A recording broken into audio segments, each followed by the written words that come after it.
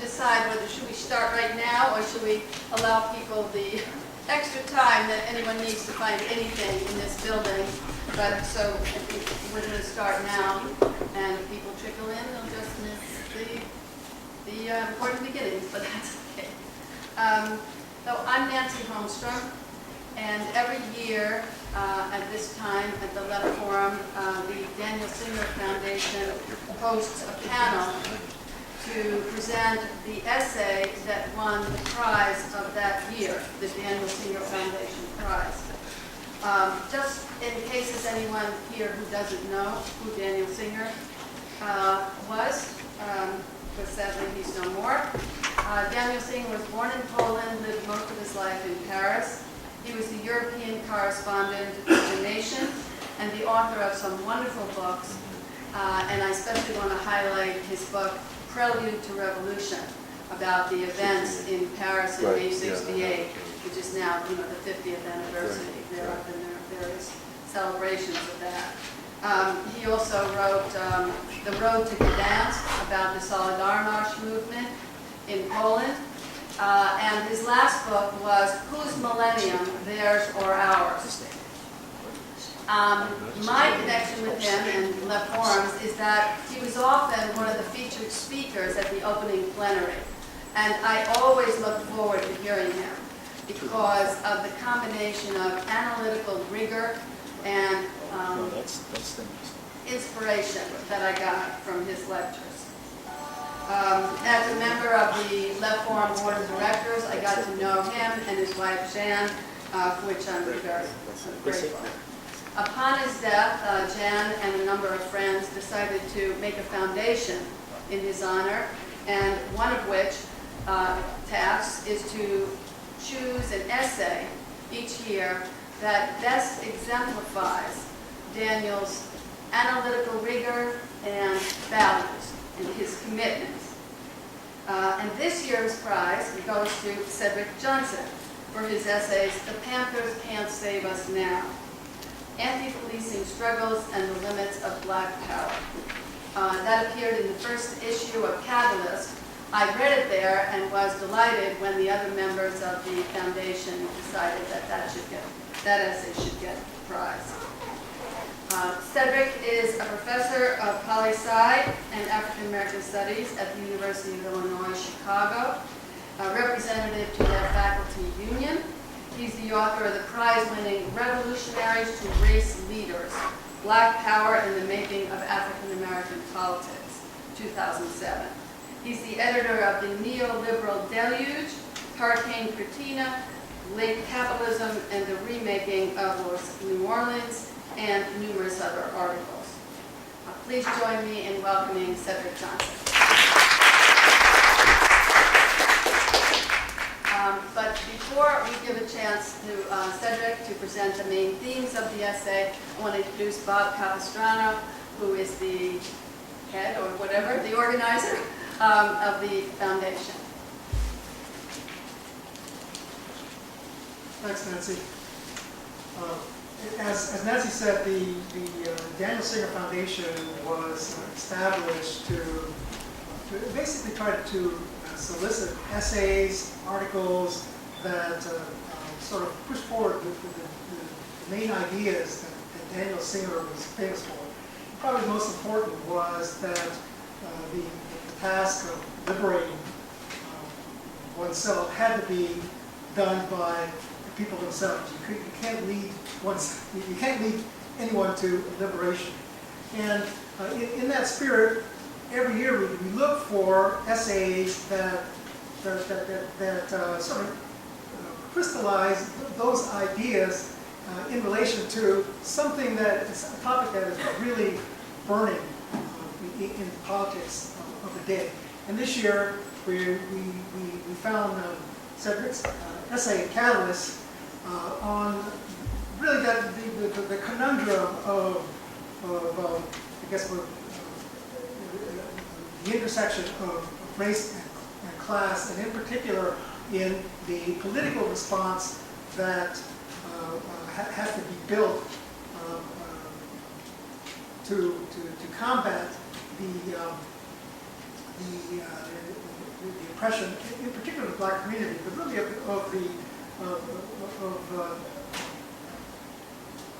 all of the working people of the world, in the United States, and how all of these struggles boil down to sort of aspects of really the neoliberal regime that has come about in the last, say 20 years or so. And so, in Cedric's essay, you found something that was very, very timely, especially with the rise of the anti-police movement, Black Lives Matter, and so forth, and really trying to grapple with the politics and how to address all of these issues. And so, on behalf of the Daniel Singer Prize Foundation, I'd like to give Cedric a little plaque that he can, put on the wall or whatever. But thanks so much for your essay. So, Cedric Johnson. So the format is that Cedric will present the main themes, and then we will have, we were supposed to have two commentators, Jay Arena and Megan France Marcelin. Unfortunately, I got an email last night. Her plane was canceled. The next plane will arrive after the event. So that gives everybody, Cedric, Jay, and all of you, more chance to talk. All right, good morning. I want to thank you all for coming out. I also want to thank both Bob and Nancy for such gracious comments about my work and for the great introduction. And there are a few other people I want to acknowledge as well. The time I have this into my 25, 30 minutes. I want to thank the editors of Catalyst, Bob Brenner, Yvette Cheever, as well as Bhaskar Sankara, who is pretty much the managing editor of Catalyst. And then I also want to thank Connor Kilpatrick, Adolph Reed Jr., and also my partner who's here, Sakile, who all read or heard elements of this argument that appears in the essay, as it was taking shape. And so I really appreciate their comments, their pushback, and their thoughts as this was beginning to materialize. I also want to thank Jay Arena for being able to be with us today. I'm saddened as well that Megan couldn't make it because of some flight troubles. But I'm happy that Jay's here. I think the last time Jay and I did a panel together was at the 2015 Historical Materialism Conference here in New York. And it was at that conference that I pretty much workshopped the comments that would become the essay that you all may or may not have read. So what I want to do today is spend some time talking about the core themes in the article, and maybe even forge ahead in some other areas. Talk a little bit about things that I didn't quite develop in that piece. And hopefully throw enough Molotovs and bombs that we can have a good conversation during the Q&A. So part of the context, much of this essay was written during the 2016 presidential election. So a lot of the problems, a lot of the debates, the questions about race and class, some of the debates that people were having seeped into this essay, I think, in interesting ways. I actually think the race-class debate is nonsensical, to be honest, and whenever people say I'm a part of it, I feel troubled by it, because race and class, as Barbara Fields has argued, and I agree completely with her, are concepts of a different order. They don't mean the same thing. One of them is purely ideological, when we talk about race.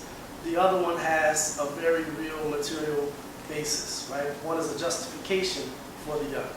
So we can talk more about that, but I think that to talk about a race versus class argument just kind of leads us down a dark alley that we don't want to spend time in. So a lot of things seep into this essay from that 2016 election. The race-class arguments, the concerns about universalism. It seems that a lot of people on the left have given up on this idea that we can actually have, even as they may profess commitments to socialism or even communism, have lost faith in this idea of a universal anything, right? That seems to be off the table. So debates about universalism and even debates about reparations, like should that be foregrounded and should that be the main concern for African Americans or other people fighting on the left right now. All of those kinds of ideas animated what I was writing. The three themes that I want to focus on primarily here, and I'll try to, I'm saying this out loud just so that I remember and I can stick to the script. The first one is that I want to talk deeper about the roots of this essay, because it doesn't start in 2016. I like to joke with people, some of us have been making these arguments for a couple of decades now, and it's only now that they're beginning to be acknowledged or recognized in some circles. But part of this stems from a longer intellectual project of trying to develop a Marxist class analysis of black political life. Right? That's part of where this comes from. So I want to talk a little bit about what that means, because I still think that many people on the left have a tough time of talking about black people in class terms, right? Applying a class analysis to black life as it exists. The second thing I want to do is take up one of the criticisms in the essay regarding the new Jim Crow framing of the problem, which gets some things right. I'm not, I grew up in Louisiana, the capital of incarceration, right? Born in the 1970s and 80s. And so it's clear to me, just from experiential knowledge, that black people are overrepresented, that there's an unfairness to the way the system is set up. And I can talk about, some of those anecdotes and experiences in Louisiana if you all want to hear them. But I think as an analysis, right, the new Jim Crow framing and some of the iterations of it, the stuff we get in Ava DuVernay's 13th, which all my students love for some strange reason, right? The things we get in those sorts of analysis that foreground race, they leave out a lot, right? Which black people are the ones who are constantly surveilled and arrested and incarcerated? It's not everybody, right? It's particular segments of the black population, and it's other segments of the population beyond African Americans who are also targeted. So the new Jim Crow framing, I think, takes us only so far, and it doesn't quite explain the fundamental dynamics of policing and mass incarceration at this moment. So I want to spend some time talking about that.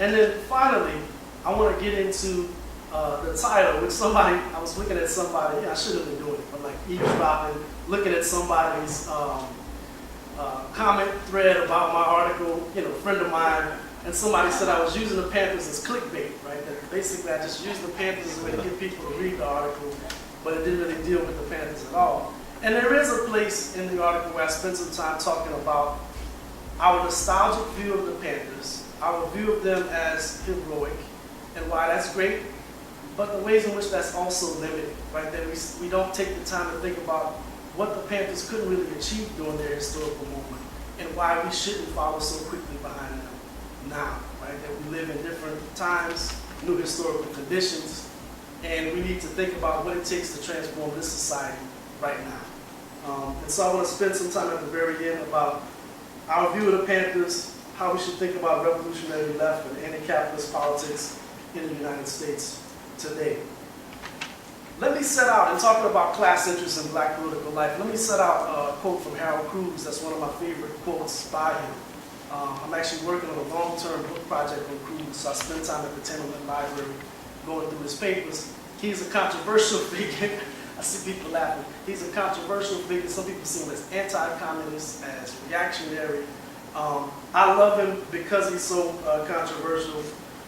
Cruz grew up between Petersburg, Virginia, and different parts of New York. He lived in Harlem, he lived in Queens with different relatives, and he spent his time going back and forth between Virginia and New York City.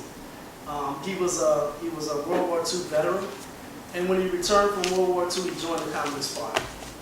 By the 1950s, he left the party, and he pretty much wrote some stinging, diatribes against his former comrades in the Communist Party.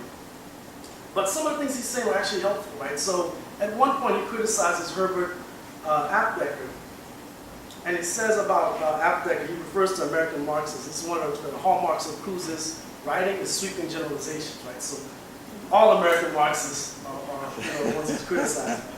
But he says in his 1962 essay, Revolutionary Nationalism and the Afro-American, he says here, American Marxists cannot see the Negro at all unless he is storming the barricades, either in history or in the present. Right? So this idea that the only way Marxists, people on the left, in particular folks in the Communist Party, wanted to pay attention to black people was as rebels, right? As some rebel force in society. Not as a group of people who cruise notes, not as people with classes and with class interests, right? I think we're still in that place on some left circle, right? The only way people can talk about black class politics is in extremes. So there's very, very wealthy people we can point to, sort of super powerful folks like Obama and Oprah and this other guy who just got named the most recent black billionaire. There was a story about him recently. He's not worth that time, right? But so we can talk about it in extremes, but not the complexities, like what people do on a day-to-day basis, how they reproduce themselves, what sort of lives they're living, what kinds of interests they have in real time and space, what sorts of things are they preoccupied by. My argument has always been, black people who are working class are concerned about the same damn things that other working class people are concerned about on a day-to-day basis. Surely they may face other kinds of challenges. Maybe their pay doesn't stack up to the exact amount as other people with similar education. We can talk about racial disparities. But in terms of politics and political concerns, right, they're actually, I think, very much constant. But we really haven't, we've gotten away from that sense of the black population as comprised of all sorts of different kinds of workers, actually much more class diversity than the white population overall, right, in terms of the differentiation. And I think it does damage to how we think about the African American population right now, and even African American history. If we only think about blacks as, as victims or as victors, right, as rebels.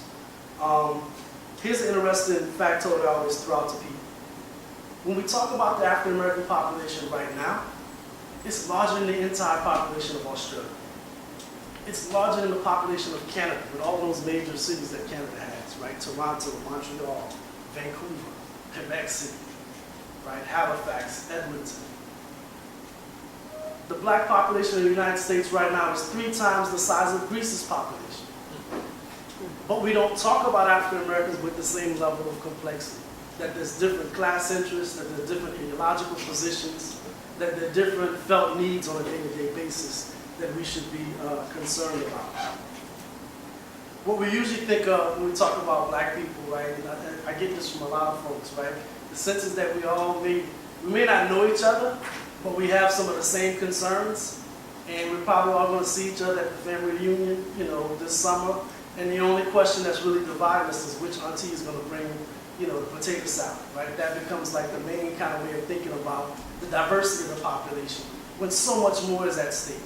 I think if we step back, and I think we must step back, and talk about real differences, real positions that people are taking, where they stand on particular issues, if we want to have some sort of meaningful politics.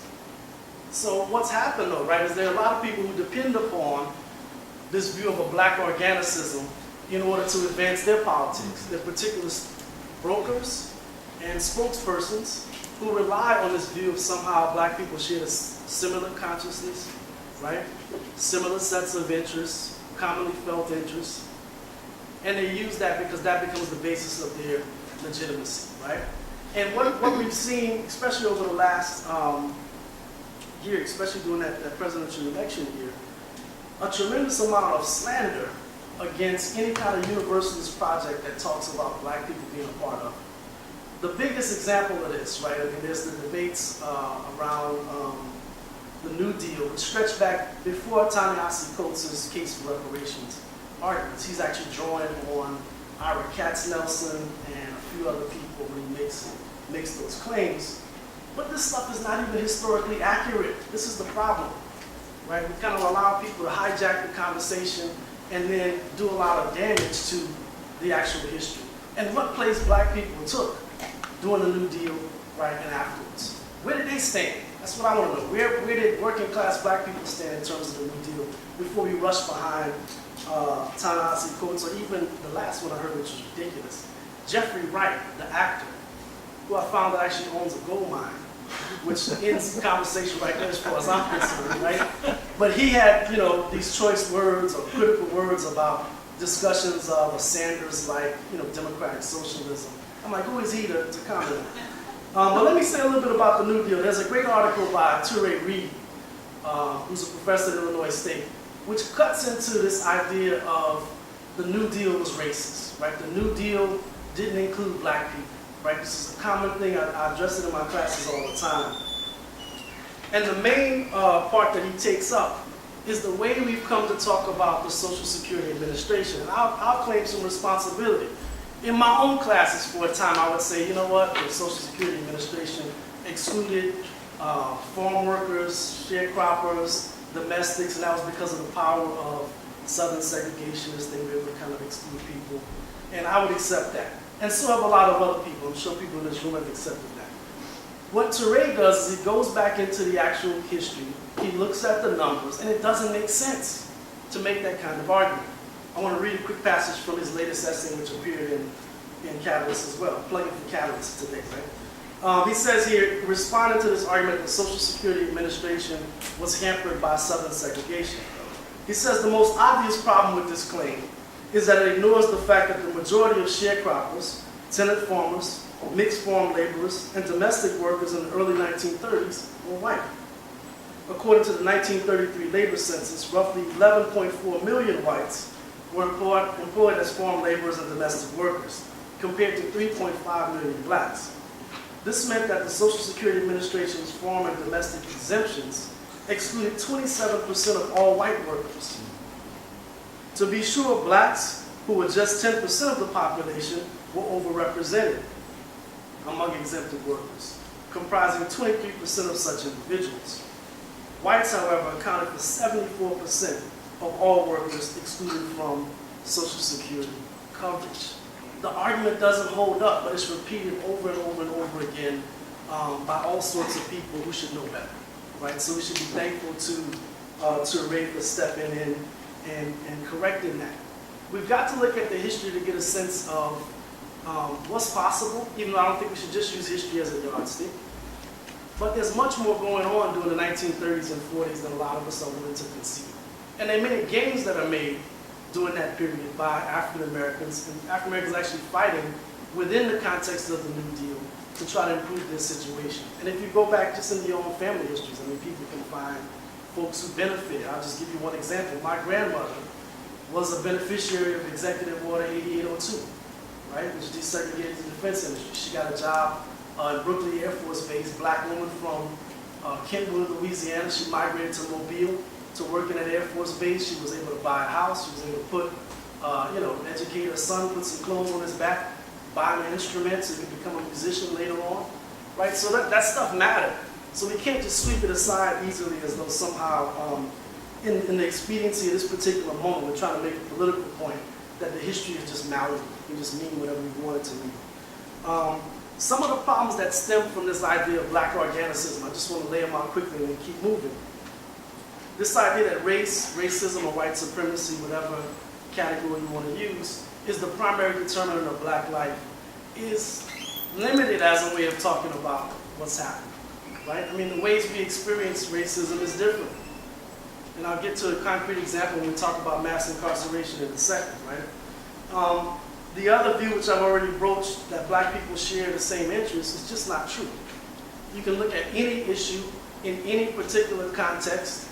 We can go to New Orleans, you can go with Jay if you want a good tour guide, and look at the school charterization that's taking place in New Orleans. Or come to Chicago with me and pay attention to what's happening with the Rahm Emanuel regime.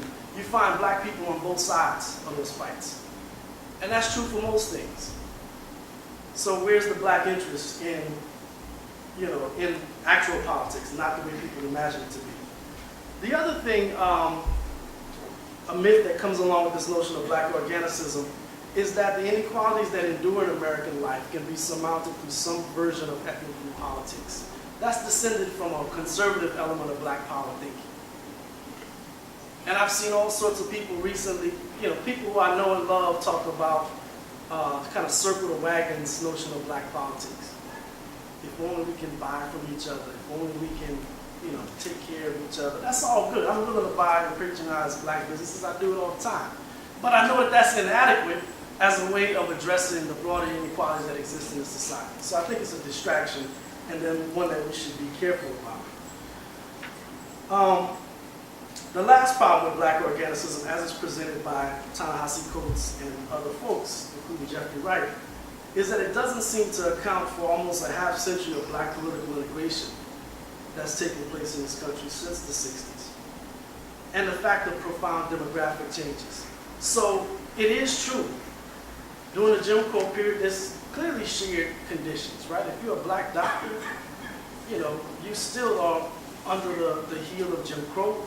You still can't purchase a house in northern cities, even though you may have the means to do so. So there is some kind of commonality, which is codified in law in the Deep South, and in everyday practices and informal, you know, market practices in the North. And so there is some reality to that. But that's changed. We're not in that world anymore.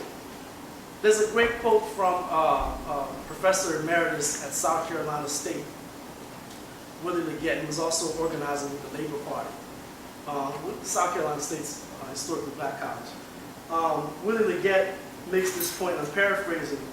He says that the only thing that hasn't changed about black political life since the 60s is how we think about it. Right? There's been fundamental changes. Anybody who's old enough can point to some of those differences. But we still tend to think about it in the same ways.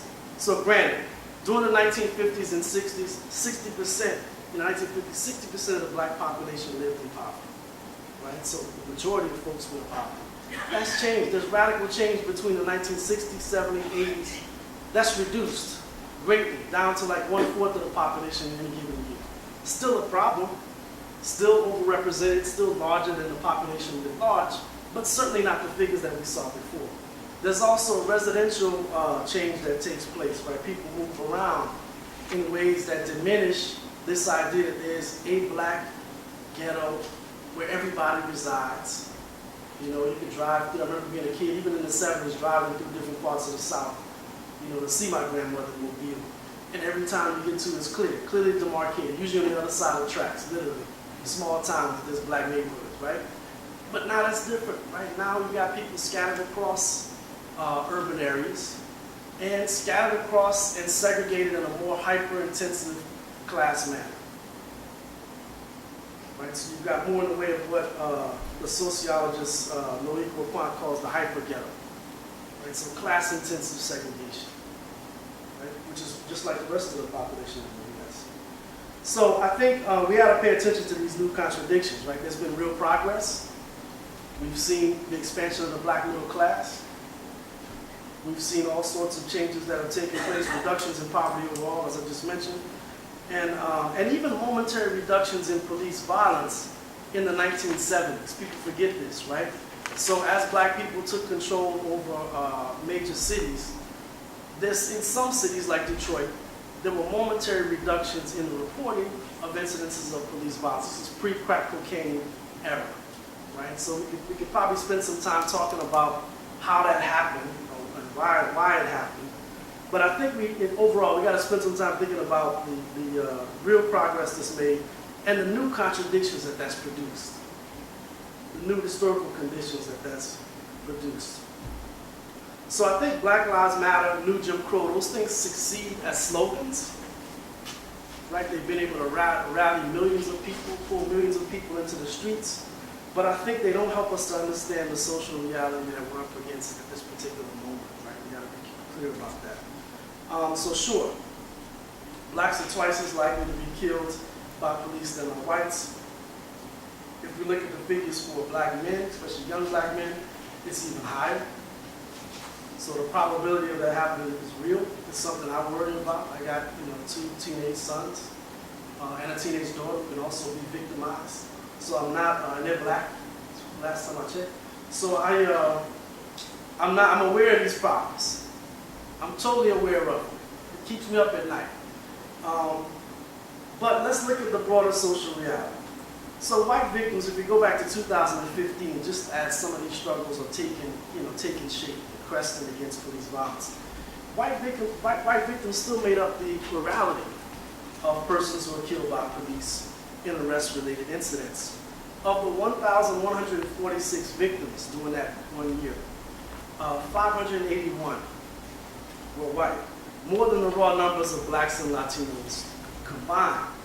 And if we isolate the rate of police killings from whites alone, just looking at white killings, they actually still put the U.S. ahead of all these other countries that are civilized, right? More civilized than us.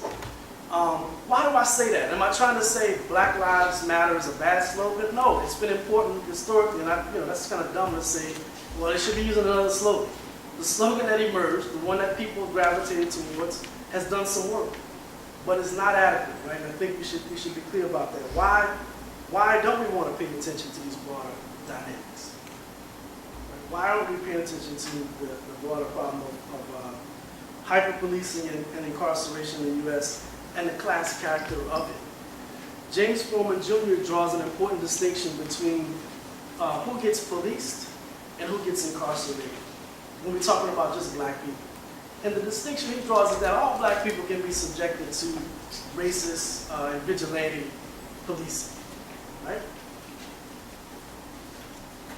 Because nobody can, people you walking down the street, people might not know who you are, what you're doing, and they're going to see you as criminal, right? See you as suspect, right? So that is one reality. But who gets incarcerated is another one, right? Who actually has the money to pay for a lawyer, as opposed to have to rely on the public defender's office, right? Who has money for bail? There's all these other issues which are clearly class issues, and when we go look at the prison population overall, and people were saying this in the 1960s. I could give you a quote from George Jackson. He's pointing out that most of the people in jail, blacks, are represented, but most of the people come from what he refers to as the lumpen proletariat, like the unemployed and unemployable in society.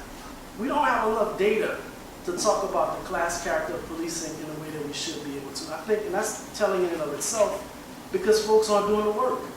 There's only a few articles that have been written which try to make that claim, and there's one report that was published by the People's Policy Project by a guy named Nathaniel Lewis that actually does try to look at it in quantitative terms. And he concludes that. He says that the racial disparity that we see between blacks and whites is really driven by class, right? That blacks are disproportionately poor, disproportionately working class, and that's why they're overrepresented in the prison population, right? So I think there is some work, but certainly not enough. So let me try to wind down. I know I'm taking my full time.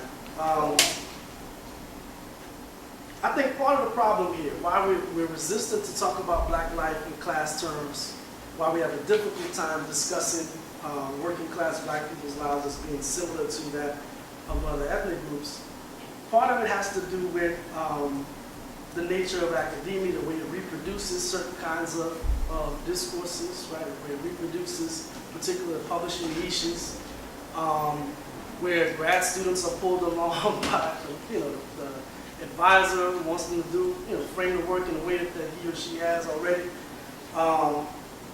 same way that they have. So I think that that's part of it. I also think that activists and social media commentary does damage as well, right? That for many white activists, and let me just put it out there, this is about proving their anti-racist bona fides, right? Restating the anti-racist argument in the strongest possible terms so that they don't seem to be racist, even though they might be, right? but it's more about that, right? Demonstrating a certain kind of politics rather than the kind of analysis that we might need in a given moment.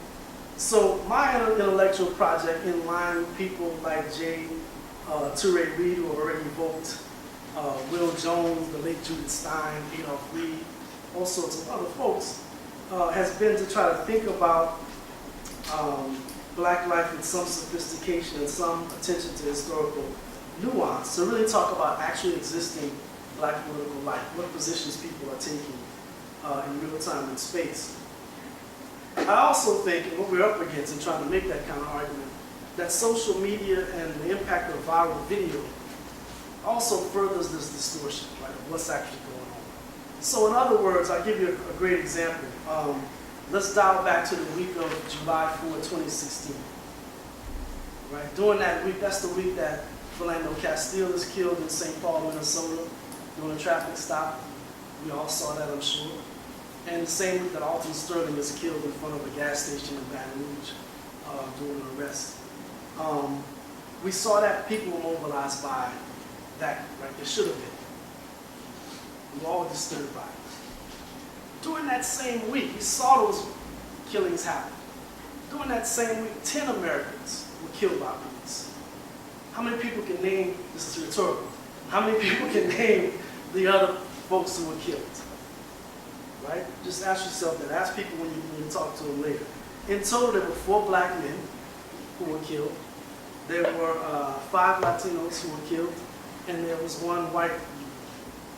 The difference is that we didn't have video on some of those other killings, right? So it's almost like this whole seeing is believing. When we see it happen, it reinforces the pre-existing notion of what the fundamental dynamics are, even if there's other evidence, written in blood that tells us a different story, right? That there's a broader problem with policing, one that cuts across different social layers, and one that we could actually mobilize a much bigger and more powerful force against if we thought about different ways of framing it.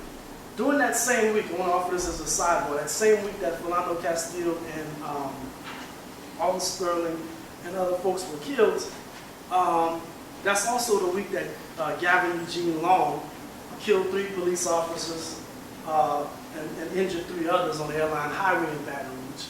It's also the same week that Micah Xavier Johnson killed 5 police and injured 9 others in Dallas during a Black Lives Matter protest, right? It's assault on police. Trump, of course, seized upon those killings and connected them to Black Lives Matter to delegitimate and discredit Black Lives Matter. What did leftist activists do, right? I mean, I think we need to ask ourselves. I think that was a fundamental turning point, not only in the Trump election, but in Black Lives Matter as a moment, as a phenomenon, right? That may have been, I don't want to say the end, that sounds kind of grim, because people are still organized and still doing things, but it changes the character of activism going forward from that moment, right? Because now it's associated with black vigilante violence. So the problem of hyper-policing, I want to start winding down. The problem of hyper-policing is not it's not strictly descended from slavery. I think it emerges from a different set of historical conditions and concerns. It's born out of the post-war period.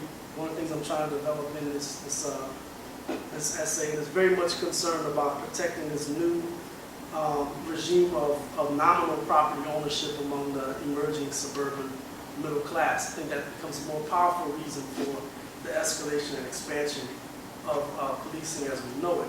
So it's not strictly descended from slavery,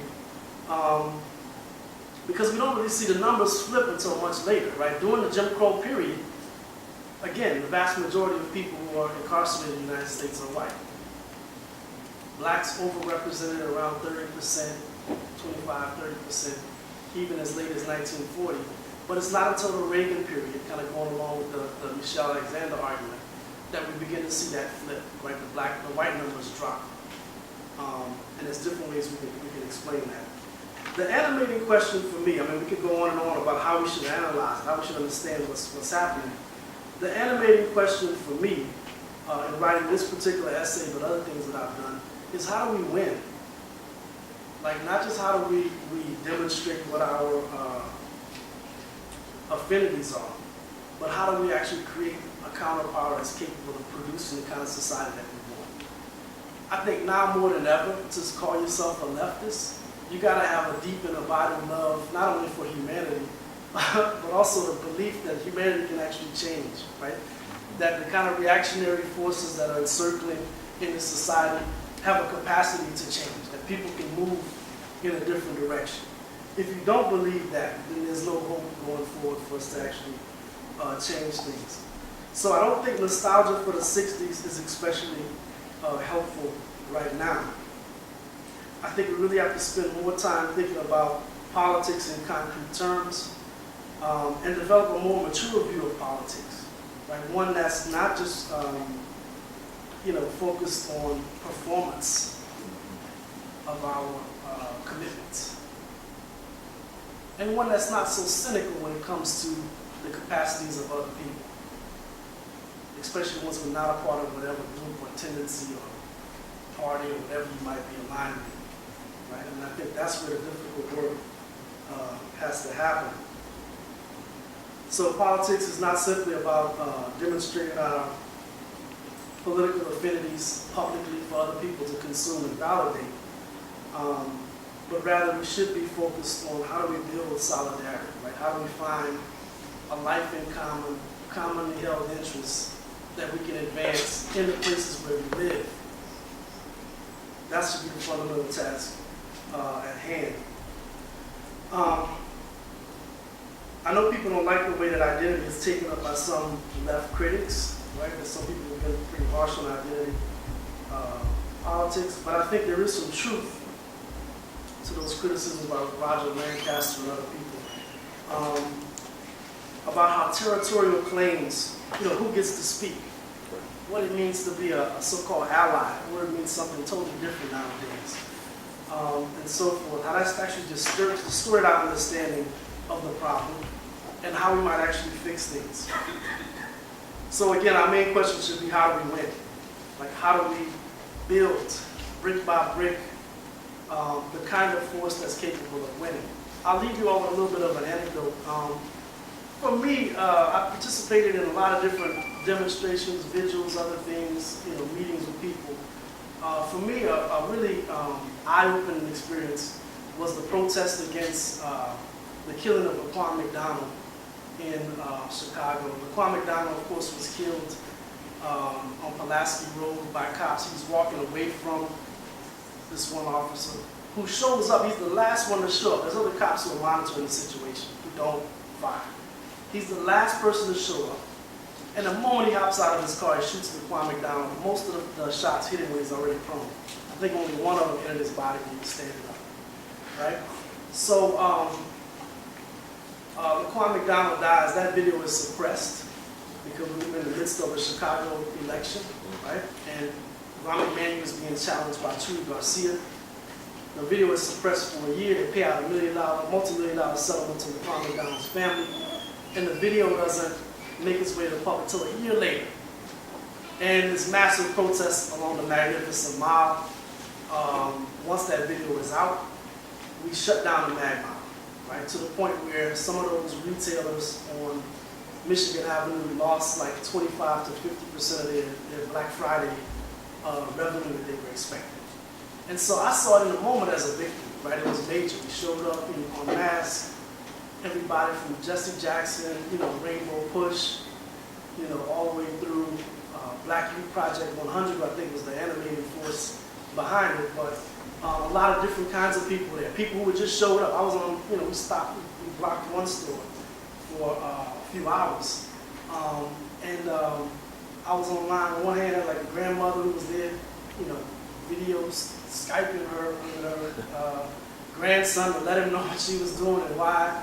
And then you had other people there who had been formerly, people who were formerly incarcerated, folks who had been working on these issues for a long time. So there was just a diversity of people there who were able to shut down the Mag Mile in that moment, the Magnificent Mile. But it was inadequate, right? I mean, as beautiful as that was, we know that those kinds of protests are not enough. We got to go beyond the most conscious, the most committed folks to include people who don't really care so much about this. I mean, as we're navigating and dealing with consumers, people who are trying to shop, they didn't know who Laquan McDonald was. They didn't care in some cases, or even if they knew and they thought it was unjust, they were like, how can I get to this discounted, stuff? I want to get some Christmas merchandise. So how do you address those folks, right? How do you engage people? And not just in that moment of protest, but how do you engage them in a way that actually builds the kind of power that I've alluded to? I think a lot of people haven't really thought carefully enough about that. And there's been moments when I've been talking to activists and I'm like, well, you're living in a little white town and you want to get a civilian, review board for the police. How are you going to do that? How are you going to get the legislative votes you need in the city council to have that passed? And, we got to think about those kinds of questions. It's not fun. It's not sexy. It's not enjoyable to have to think about that sort of tactical part of politics. But otherwise, we're not thinking in real terms, right? We're not thinking about it in a way that's actually going to produce a different society. And we really need to think about it now. I'll leave you all with this kind of a cynical point. During this period of Black Lives Matter demonstrations, attitudes towards police actually improved. Right? Public commitments to police improved. I'll give you a couple of examples with all of the caveats about the limitations of polls.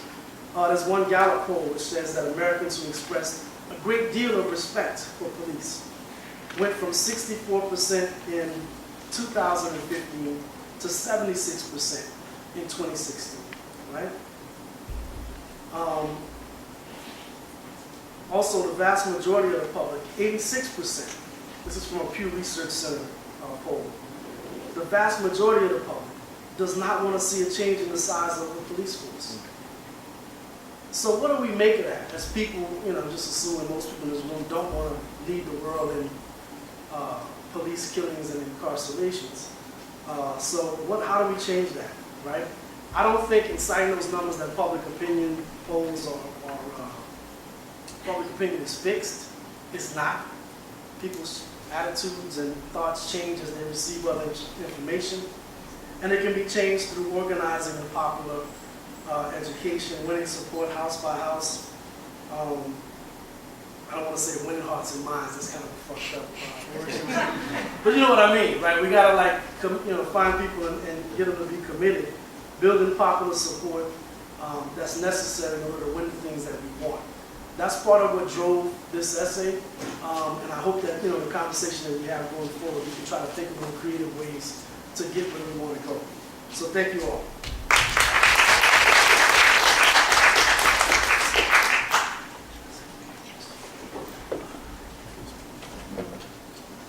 Well, that was terrific. Reading it can't get quite the same sense as an oral presentation. Now I'm happy to introduce Jay Arena, the first and unfortunately only official commentator. He's a professor of sociology at the College of Staten Island with part of CUNY, and he's recently published another prize-winning book, Driven from New Orleans, about privatization of public housing. He's participated in various community and labor organizing efforts in New Orleans, and he's currently researching Black urban regime politics in Newark, New Jersey, where he lives. Jay.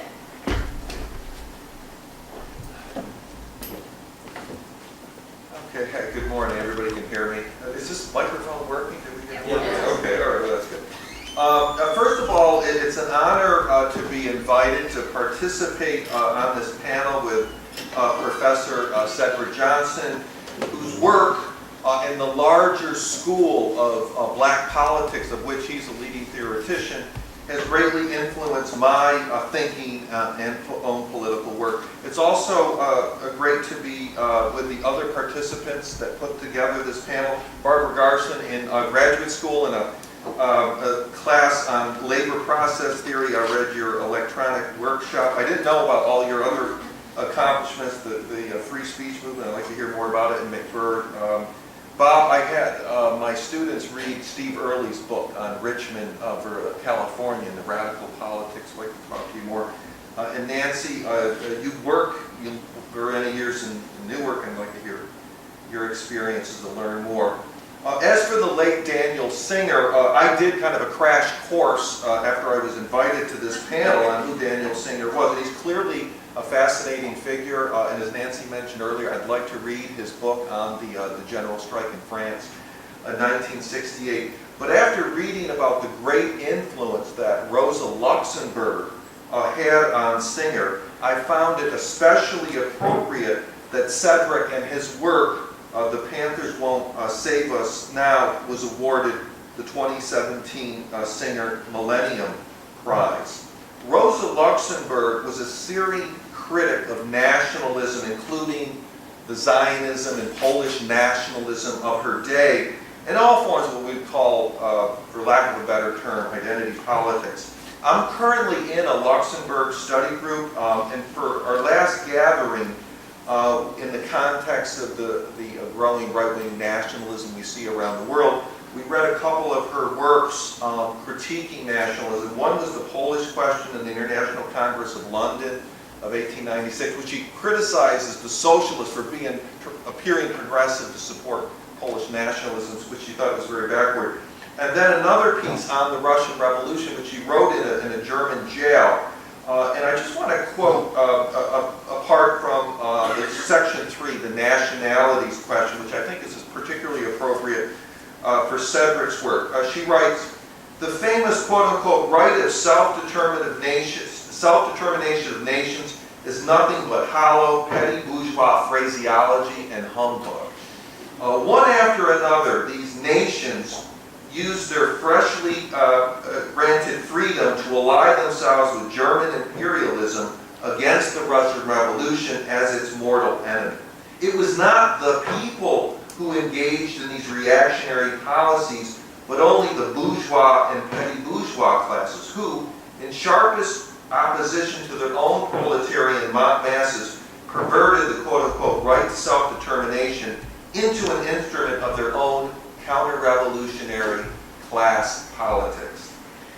Under the rule of capitalism, there is no self-determination of peoples. In class society, each class of the nation strives to determine itself in a different fashion. For the bourgeois classes, the standpoint of national freedom is fully subordinated to that of class rule.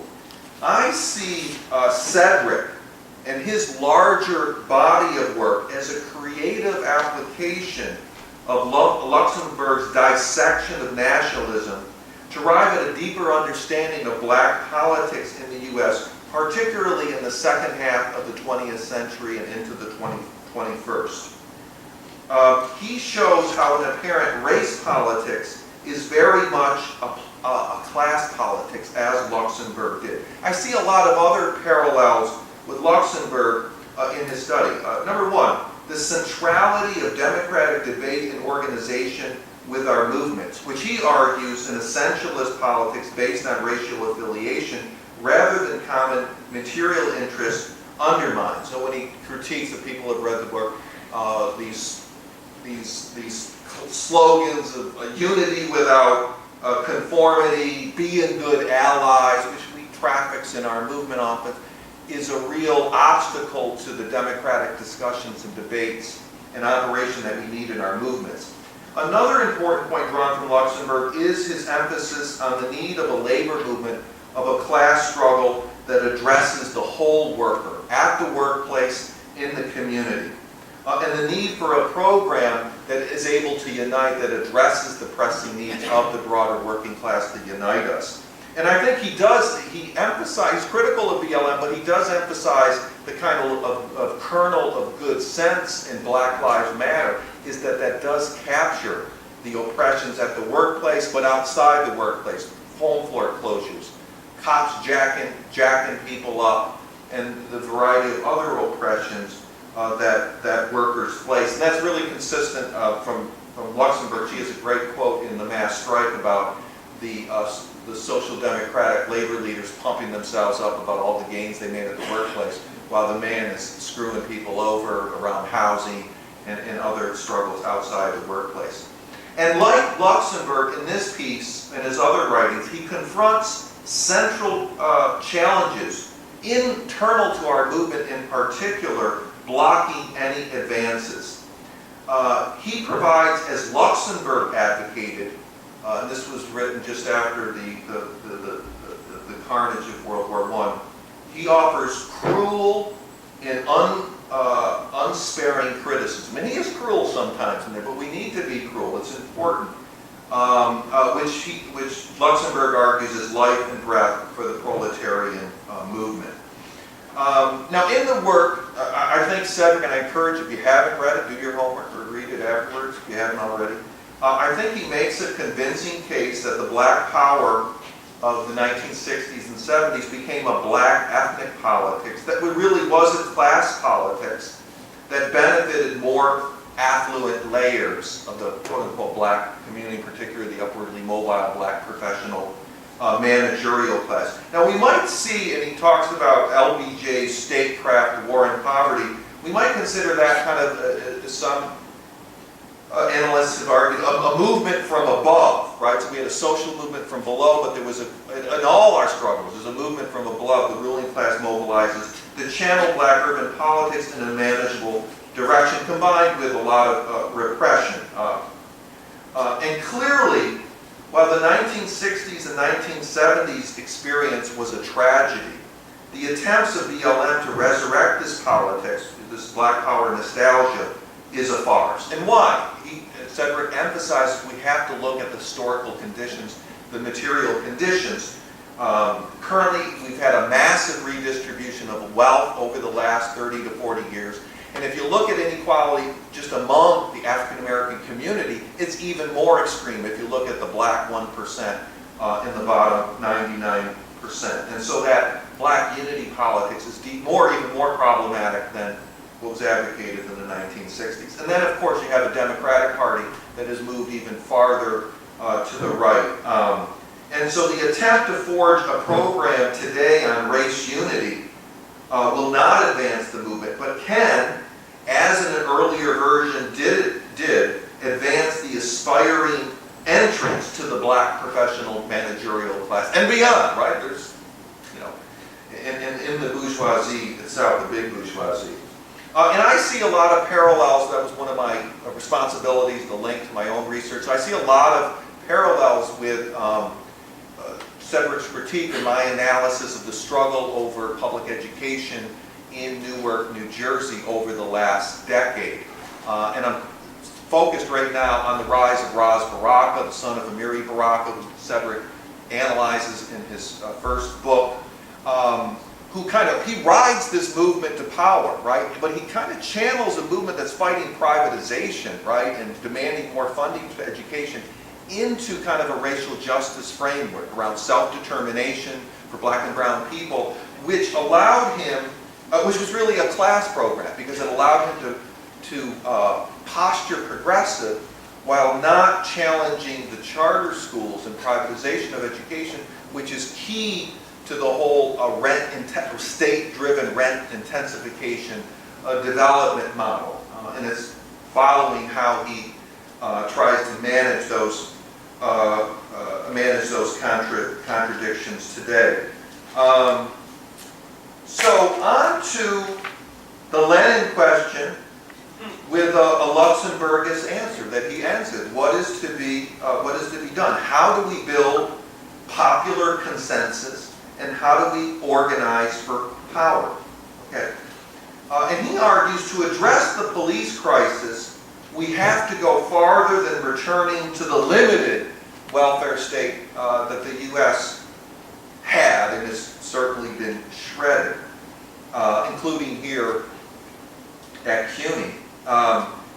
He argues we must fight, we must demand, build popular consensus around decommodifying basic human needs: housing, education, healthcare, transportation, a fight for a clean energy program, state-driven. And we need a right to a guaranteed, good job, well-paid, socially productive, in workplaces that are non-alienating and democratically organized. Now, I'll argue with anybody that says that this is not an anti-racist, feminist, pro-LGBTQ program. This is one, unlike the Vision for Black Lives, cannot, for all the reasons Cedric outlines in his study, can unite a broad section of the working class to build real power, right? So building that is the art, the consensus around that creates the basis of building some serious power that can get things done. This is one that can get at the roots of the policing crisis, the control, which is directed to control the increasingly large swaths of the population that have been marginalized by capitalism, as well as address all the other silos, all the other struggles that were emerged in and that they're represented in the variety of panels that we have here: housing, healthcare, education, climate change, immigrant rights, war. All of which, every single one of these, requires, as Les Leopold has argued in his work runaway inequality, that we have to take back the wealth that has been stolen over the last 40 years of a rigged economy to meet human need. Every issue is connected to that runaway inequality, right? Including the policing, but all the other issues. Maybe in the time I could talk a little bit about the work I'm involved in closing an ICE concentration camp in Newark that the Democrats were running. That's also connected to inequality. Get into it.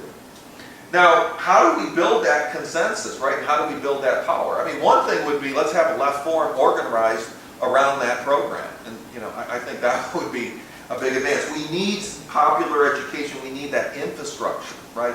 More, as Cedric has criticized, kind of the Facebook and social media stuff, which I use too much. But we need to be meeting in face. And I think that's really a strength of the left forum. But I think organizing around these set of demands would be, at least for 1 year, let's try it that way. We need, as he emphasized, we need a movement in the streets, but not fighting simply against the latest outrage, not simply about what we are against, but what we are for. Right? And I think that's part of his critique of the Black Lives Matter protests and the U.S. left in general, of which they are a part. And as part of building that consensus and movement, we need a democratically controlled electoral arm of the movement. Right? I just saw, talking about Facebook, I saw a panel just yesterday before this. I should have been writing, I said, let me take a look at this. And it was a panel with Heather Gautney, who graduated from the Graduate Center, I think she's at Fordham, Cornell West, and Adolph Reed. And it was posted by your friend, Pascal Roberts. So I looked at it, and Gautney quotes Stanley Aronowitz, who, you know, a big figure here. And he argues that any serious left must have an electoral arm. I agree, but it has to be one, as Luxembourg, and I think Johnson would argue, is democratically controlled by the movement. And just as we have to be critical of the Black Power movement, I think we also have to look critically at some of the contending forces of that time. Bayard Rustin, I think, had some powerful critiques of the limitations of the Black Power model. And I'm looking at Newark, right? There was a big teachers' strike in the early 1970s, and we had the Black Power movement. Baraka's intervention was really backward. Rustin did intervene, I think, in a progressive way, but he had some real limitations as well in his advocacy for kind of work taking over the Democratic Party as a vehicle. I think that was a tragedy, but even more so today, considering, as Cedric has pointed out, the changed historical circumstances, right? This huge increase of inequality, the Black political class being a beneficiary of that, and deeply embedded in this Democratic Party that has moved farther direct. Newark is a prime example. I mean, they produced Booker, the new Booker T. Washington, Cory Booker, who Roz Baraka now is good friends with, and that's another story, interesting. But underscores the limitations, the dead end of the democratic politics. And I think we could also look at some of the Leninist other tendencies that emerged at that time. That Amiri Baraka, after his Black Power program with Kenneth Gisman crashed and burned, he kind of went over to that, which had some severe problems along those Luxembourg lens that I outlined earlier. So we need our own democratically organized political vehicle connected to our movement. And I'll end with Adolph Reed, who in that panel with Gautney quoted his old pal, the late Tony Mazzocchi, who said that if we don't offer an alternative, right, that really addresses the pressing needs of the broad working class, which are more severe than even when Mazzocchi died, a decade ago, that these ugly forces on the right are going to fill that. And we can see that today in many examples here, or in the land of Mazzocchi's ancestors in Italy, where the fascists have entered power. But offering that alternative power, building that program, that consensus around the program that Cedric outlined, and building that kind of movement is going to be impossible within that Democratic Party. Thanks a lot.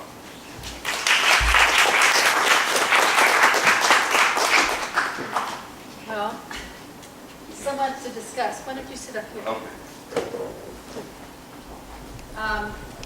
I have a million questions and comments, but I'm sure you do too, so who's first? Peter? Thank you very much. I found it a very refreshing presentation. Usually from you, I think it pushes back against a lot of the false generalizations and lack of understanding that approaches this issue.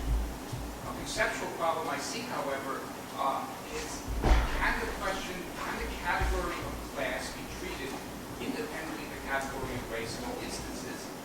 That is, can class really be denuded of racial and ethnic considerations, especially the way it operates in American history, American society? Take, for instance, the point, very interesting point you're making on the difference of policing and incarceration. One of the things, as we all know, that drives high rates of incarceration, or not the bulk of it, is the treatment in the United States, the policy in the United States of drug abuse, you go to prison.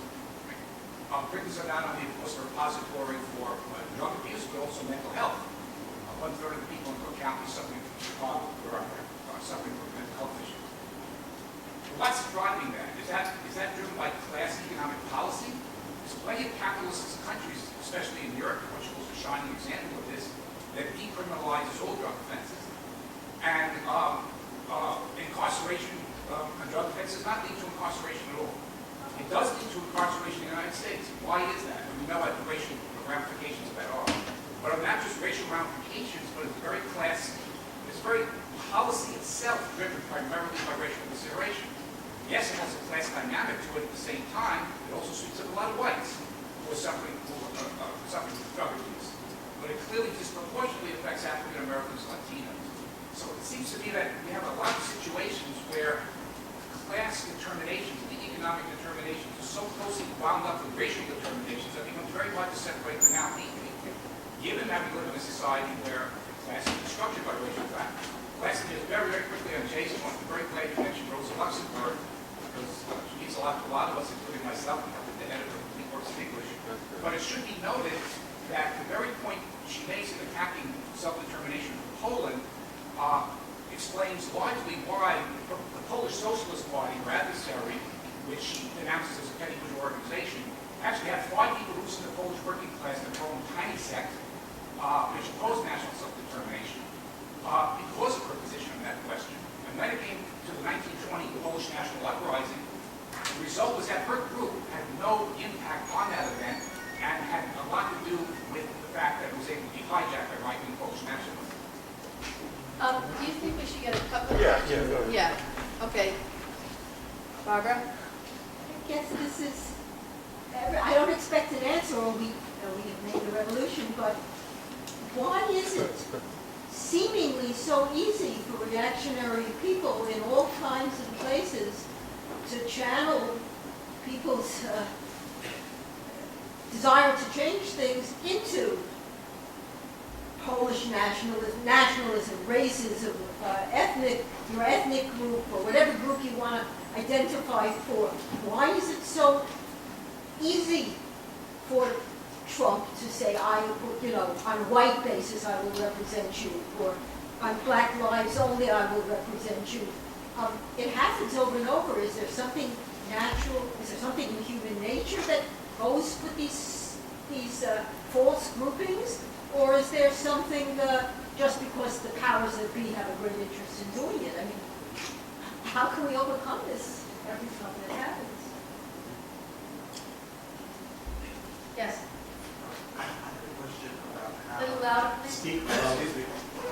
I had a question about how your analysis of sort of the politics of the police state and police shooting can also help us broaden our conversation around indigenous violence, toward indigenous violence in the state, and how it's doing to settle colonialism, but also sort of around Latinx bodies, and consistently this discourse that goes around about like the higher numbers of indigenous bodies who are killed by police and Latinx bodies who are killed by police, and how we sort of overlook that conversation because we have no priority like that.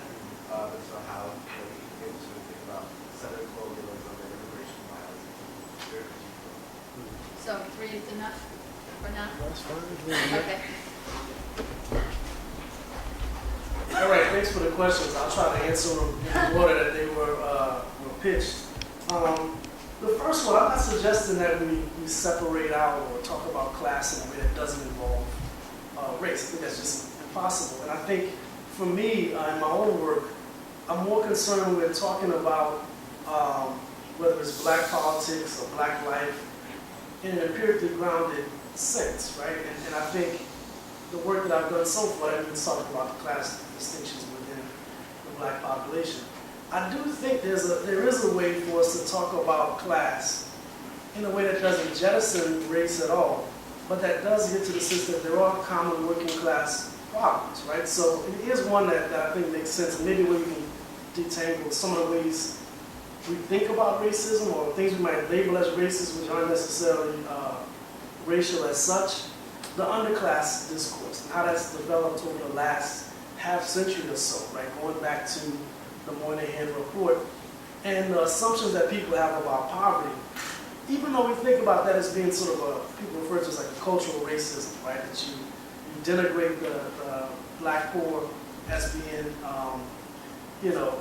shiftless, too many single parent households, not having the proper work ethic, and that this is the explanation for poverty, right?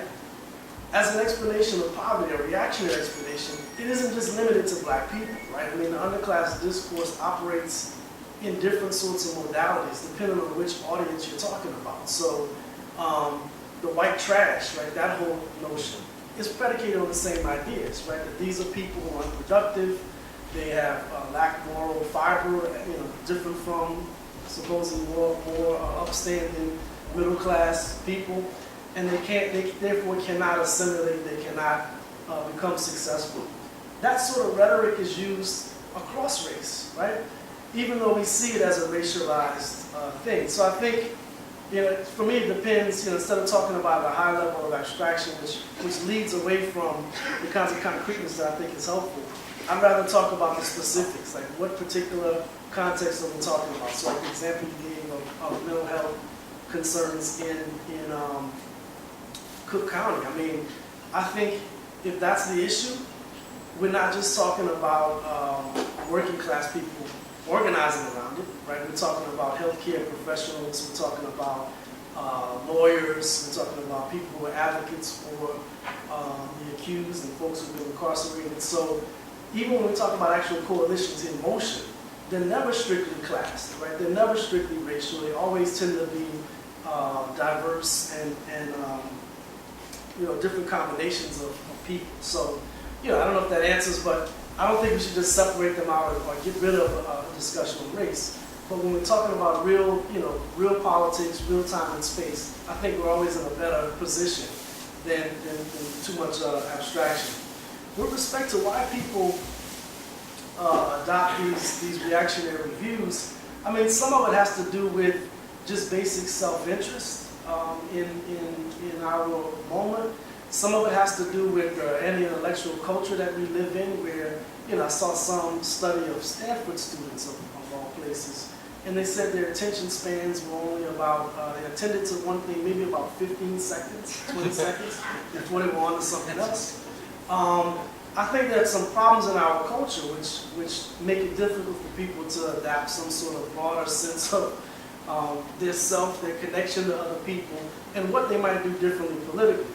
With respect to Trump, just as a concrete example, I don't think Trump was elected on a wave of just white supremacy, right? I mean, if we want to talk about Trump's election in the very same breath, we also have to talk about the strategic miscalculations of the New Democrats and the ways in which the Clinton machinery imploded during that election, right? That they were already searching for houses in Georgetown instead of spending time on the ground in Wisconsin and Indiana and Michigan and other places that they lost. So I think that there's other, and not to mention, I mean, the ways in which Bernie was railroaded. So there's my Bernie bro moment.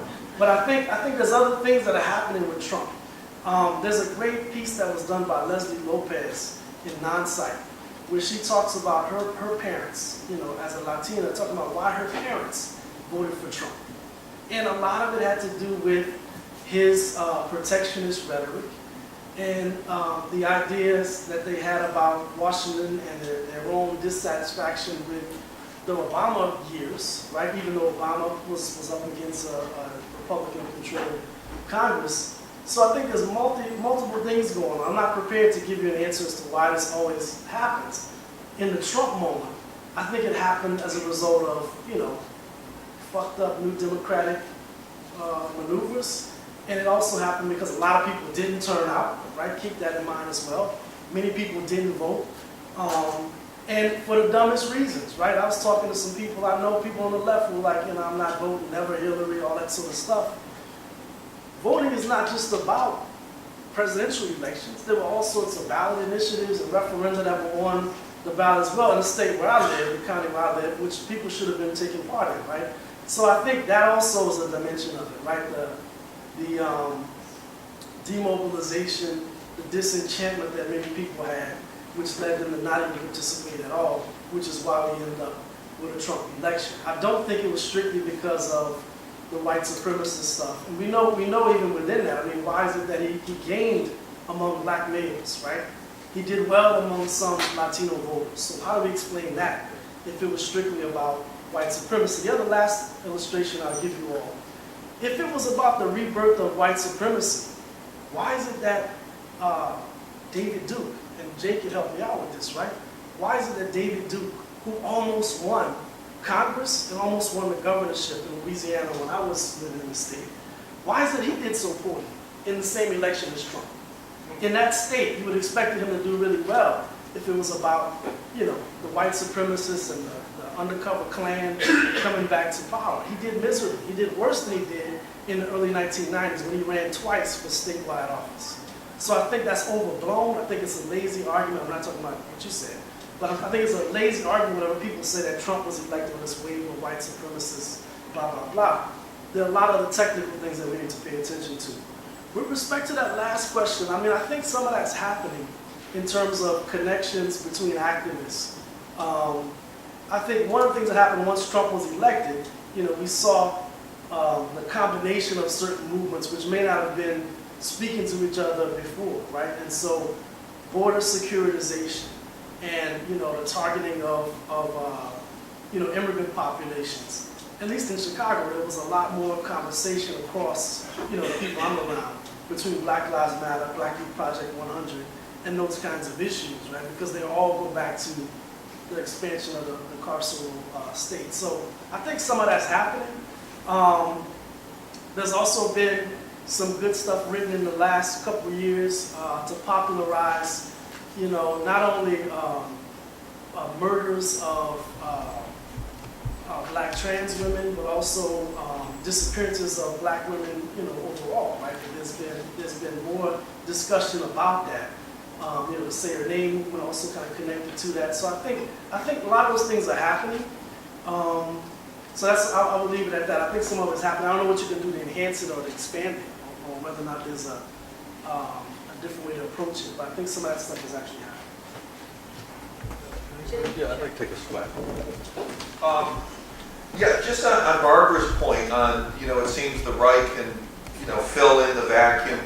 I think this just underscores the importance that we need to have democratic organization. We began talking when you walked in about Greece, right?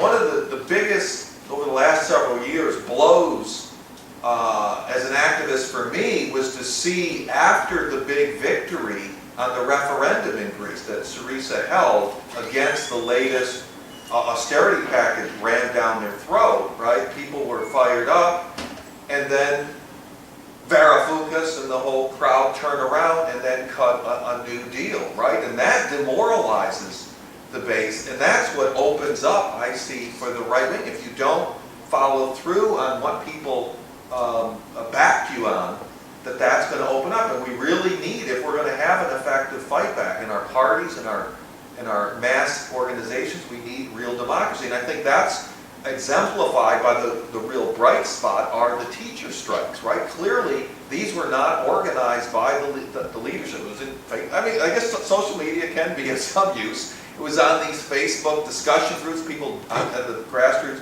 democratically deciding, and it was a program of whole worker organizing, right? They were fighting for their higher wages, better working conditions, but for more money for public higher education, public education in general.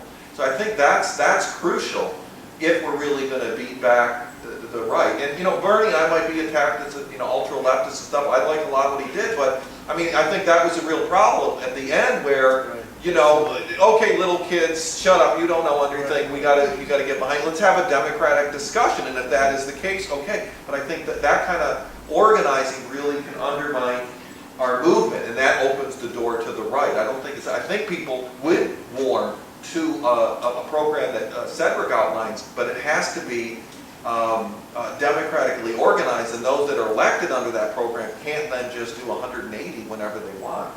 As for your point about the mass incarceration, the attack on immigrants, here in Newark, half hour away, that's why, it's not too bad. The rents are rising, all these other places. Roz is saying, come on there, babe. They're doing a makeover. But there in Newark, in Essex County, a sanctuary city, the city is sanctuary city, the county takes out Latino and African American and Italians, take out these resolutions against Trump's vicious anti-immigrant policies, and yet they run an ICE jail, right? ICE does not have enough facilities themselves. They rely on these local authorities, oftentimes run by Democrats. And so you have, as Cedric pointed out, the Latinos officials posturing progressive, and yet they're unveiling these monuments dedicated to immigrants, and then blocks away from these monuments they run these concentration camps. And it's going to take a movement, right? But if we operate, which does operate in the immigrant rights movement, this identity politics, allyship, that's not going to win the day, because a lot of immigrants, including Latinos, say, yeah, well, I follow the law. I'm not like those people, or they're taking my jobs. As Cedric said, a big chunk of people want to talk about it. Latinos voted for Trump. But we've got to make an argument why this system, this imprisoning, a deportation regime, taking the rights from 12 million people, is against the interest of documented workers, those that are born in this country. That's going to drive down your wages and working conditions, even if you don't like these damn people. We've got to make those kind of arguments, and that's going to mean confronting the Latino urban regimes and how they operate as well.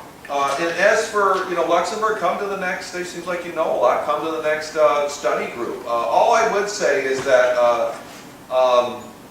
and I think it's a powerful critique that that she made of Lenin. That whole right to self-determination gave an impulse, despite the weakness of her party. That line, that position, really gave a cover for these bourgeois elements in the name of the people to carry out some really reactionary policies. Okay, again, there are a lot of people who wanted to speak. Jason, I saw first, then you, then you. For Cedric, I thought your essay in Catalyst was excellent.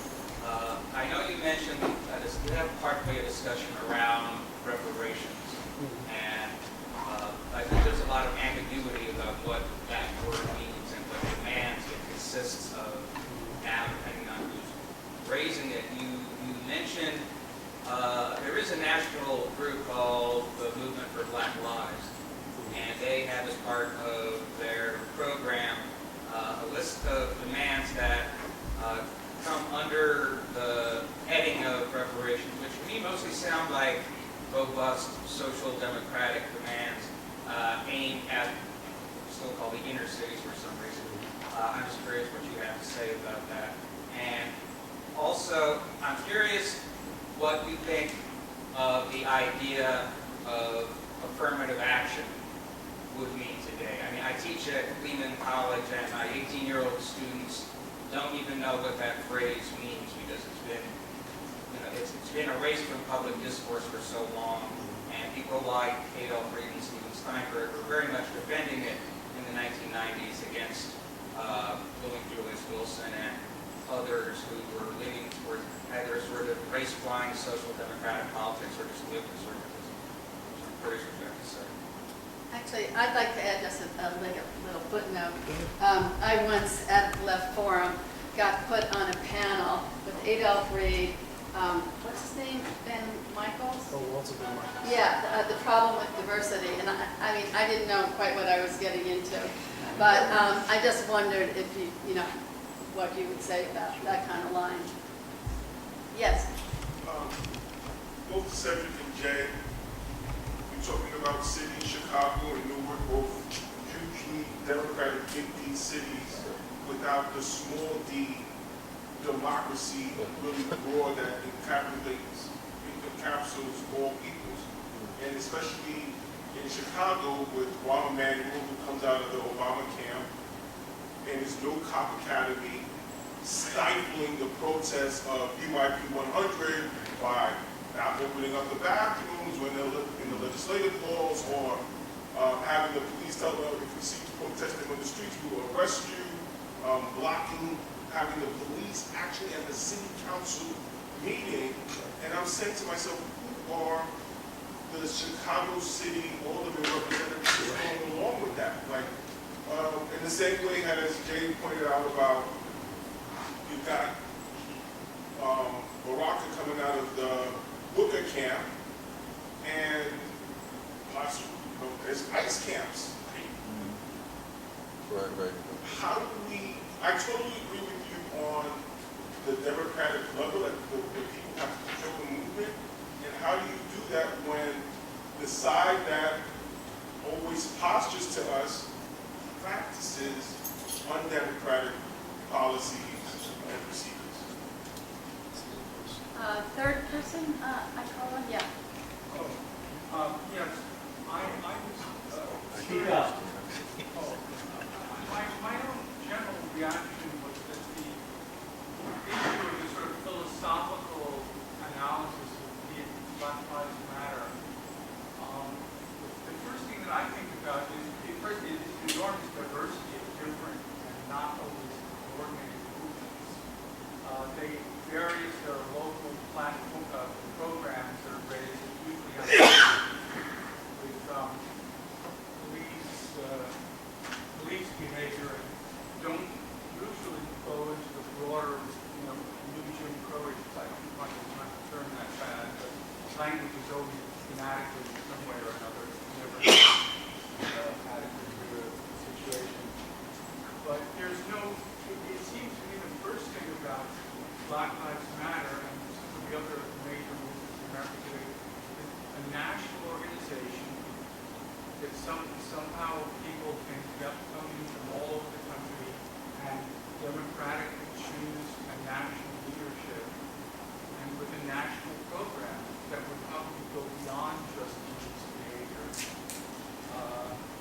And the second half of my question was about what are the forces, including particularly underground forces, that operate within the left and around our society so that the right wing is able to mobilize, and progressives, like whether it's climate change or Black Lives Matter, or whatever it is, the more effective strategies and programs seem to be blocked and not just be not seen or overlooked. Okay.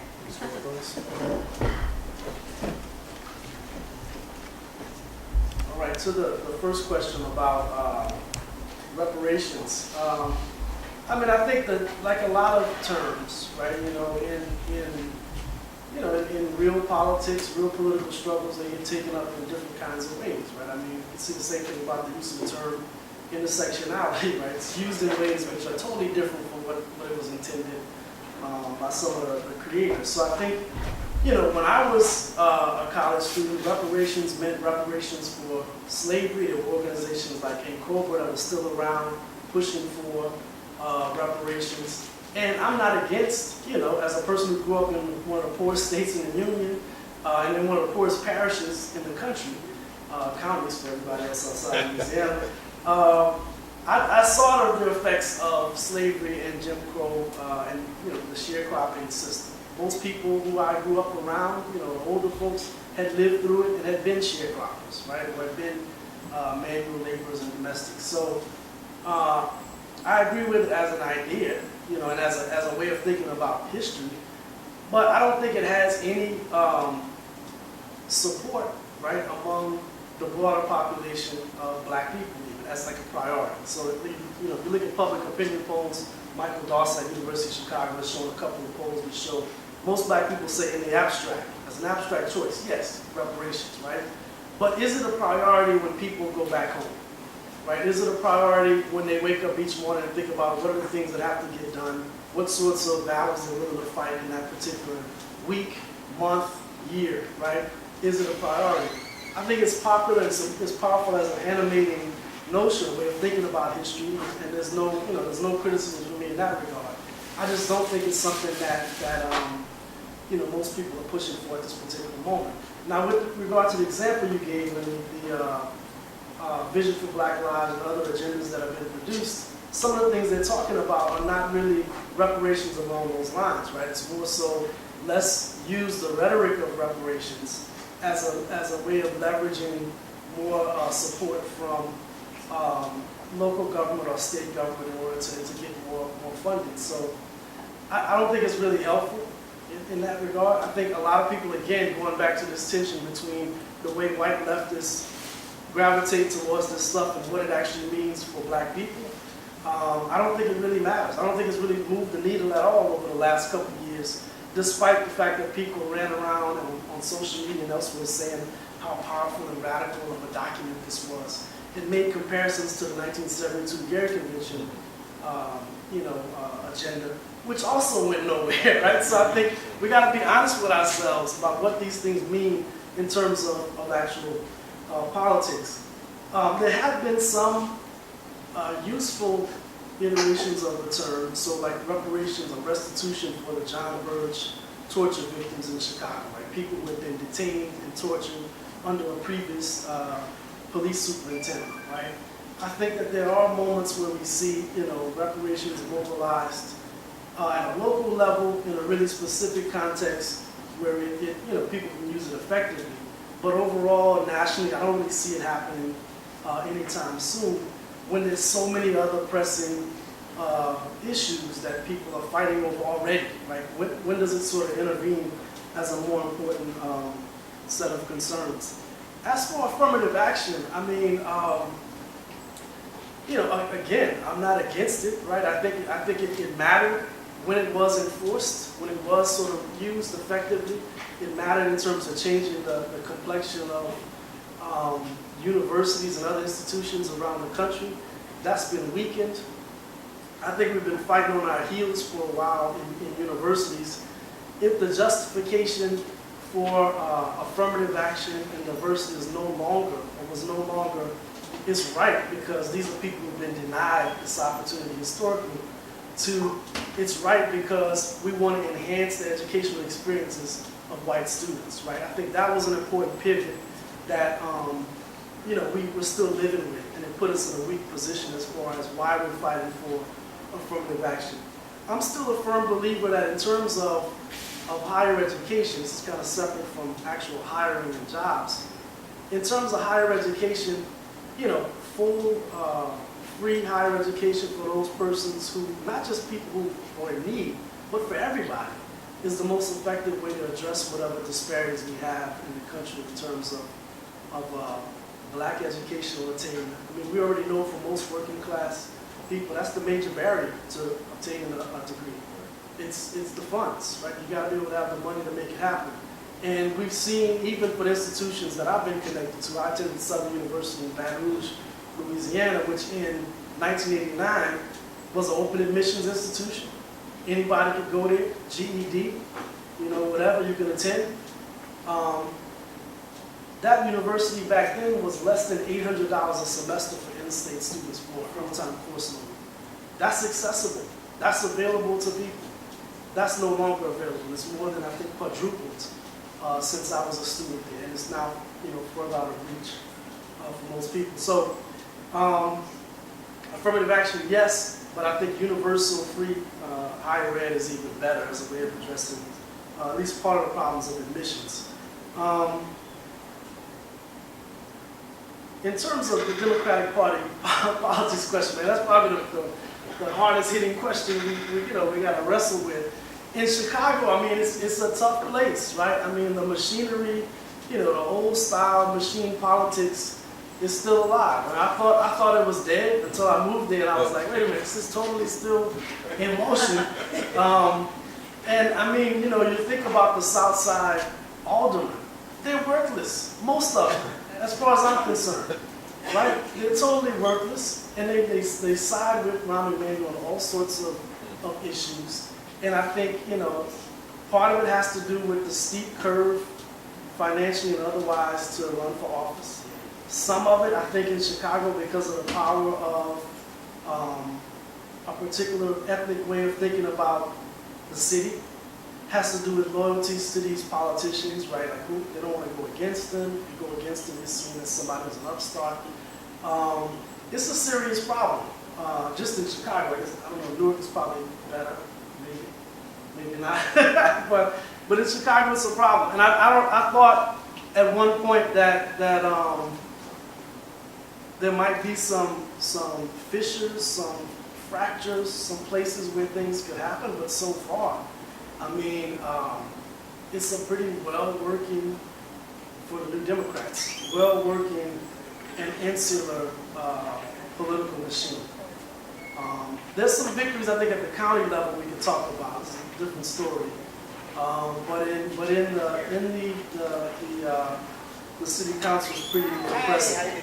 How are you? To the last, Yeah, almost go out of ahead. time? Yeah. Just finish what you're going to say. Okay, you want to retire? To the last, Yeah. last point? All right, so 2 more quick points. So the question that was in the back.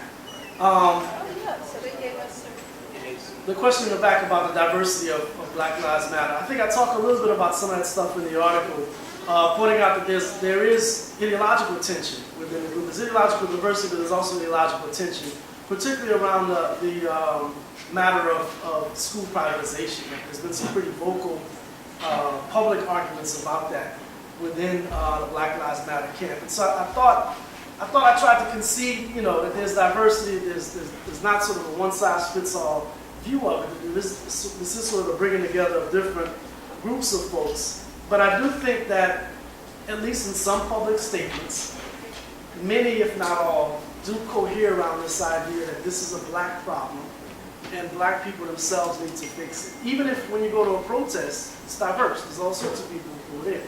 But there is sort of a nostalgia for black power politics, and that was the thing that I wanted to take on. Not the individual positions that people are taking in Milwaukee, in Cincinnati, and other places, but really that broader tendency, that broader way of thinking about African American politics at this moment and why it's a problem. So that was the main target, not so much the reaction positions. Well, thank you so much.